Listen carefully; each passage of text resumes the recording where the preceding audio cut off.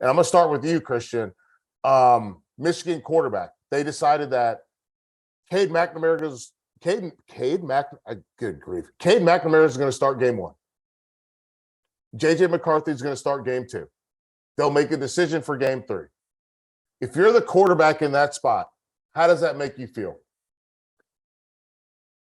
I think that this is such a unique situation. I think there's a lot of layers to this onion.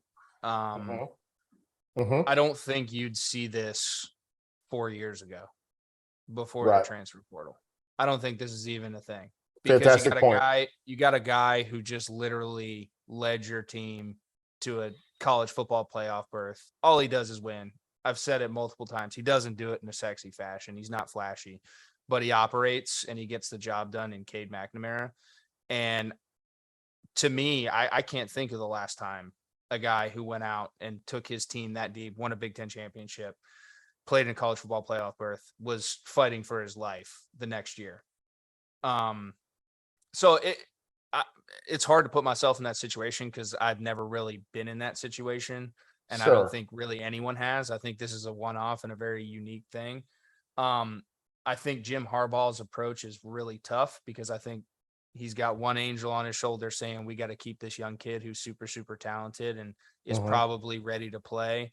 And then on the other hand, he's saying, but I got a kid who just, like I said, won a Big Ten championship for me and does everything right and is a foundational piece in my locker room and, hasn't done anything to play his way out of the role. So it's tough. And I think it's going to be something somewhat of a blueprint, possibly moving forward with everything that's going on. They tried to bleed McCarthy in and shuffle him in last year. And I think that he got some reps, but still, to me, you still have to go with a guy. And to start the season without a guy, I think is a little bit of a risky decision, just for the total momentum of the season and the flow of the season and the certainty of that side of the football. Max? So the way that I look at this, I think even more so than 4 years, I think if you don't have the Quinn Ewers situation happen, right? I think you don't think about this. I think in the era of NIL, transfer portal, you can pull a guy immediately and they can make that one-time transfer, no harm, no foul. It messes you up.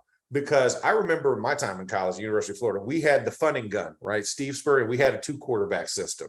Jesse Palmer, Rex Grossman, right? Yeah. But that was based off of merit and series. Wait, do you know Nick Shirelli? Huh?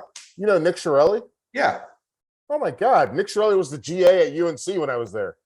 Oh, really? Yeah, no, Big Nick's awesome, man. I love Nick, man. I helped him move. Huh? We had to help him move. Oh, that's funny. That's funny.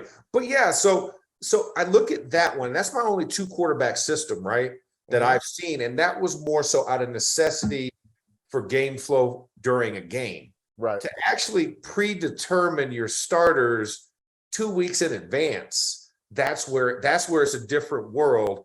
And you say, if Quinn Ewers doesn't just leave Ohio State because he feels he's not going to play this year, and you feel like if you start Cade, even though the resume is there, that you could still lose McCarthy in that same instance, this doesn't happen. And so it is interesting because I wonder, my worry is like kids now in college, they don't have that stick-to-itness, right? They don't have that toughness to kind of persevere and really put themselves through stress to get better, right? To take a failure and take the lesson in the failure or the setback, however you want to word it.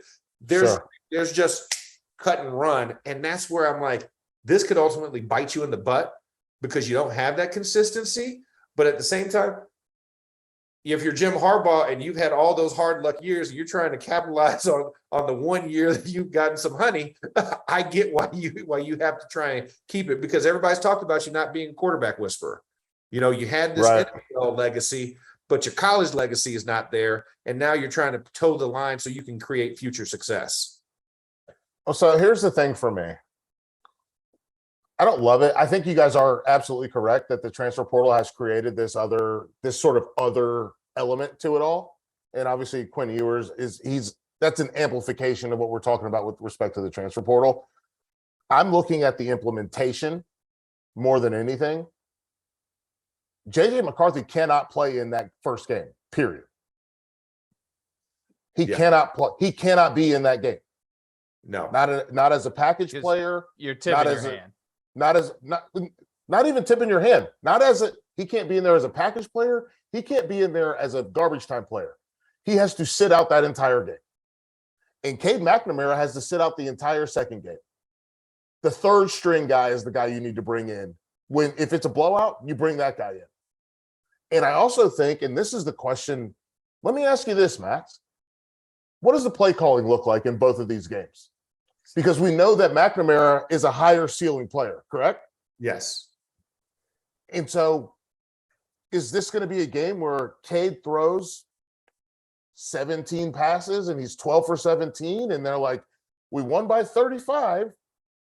And then the next game, JJ McCarthy runs 5 times or runs 8 times and then also throws, 20 passes. And how do you compare those results? How does that compare? Yeah, that's the problem. It's the exact problem because you have one guy who can execute the entire offense.